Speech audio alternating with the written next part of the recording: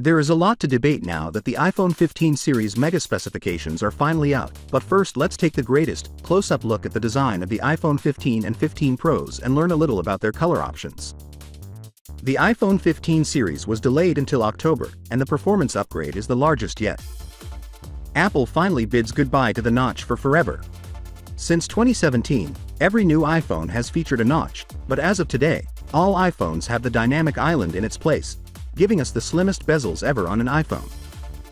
The dynamic island size is comparable to how it appears on the iPhone 14 Pro series, but it will grow smaller on subsequent iPhone models until we reach fully bezel-less models, which is still quite a bit away.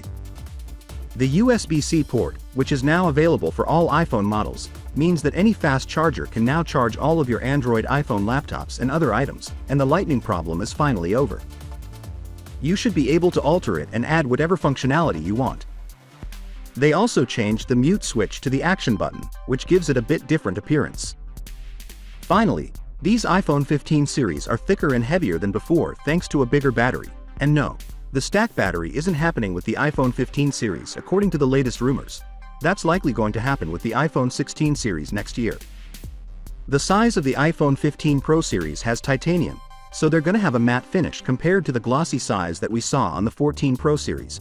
So that's a big good design upgrade in my opinion. The Apple A17 chip is very important for smartphones in general because it will be the first smartphone chip to be based on the 3nm TSMC process. This means that it will destroy every chip currently on the market and, according to reports, will result in the biggest performance upgrade for iPhones in years, along with significant increases in efficiency or even longer battery life. Despite all the positive developments, there is some somewhat unfavorable news. It seems that Apple is having production-related problems with the display panels for the 15 Pro, 15 Pro Max, and 15 Ultra, which will be comparable to problems with the iPhone 12 series in 2020. Finally, what are your thoughts about it?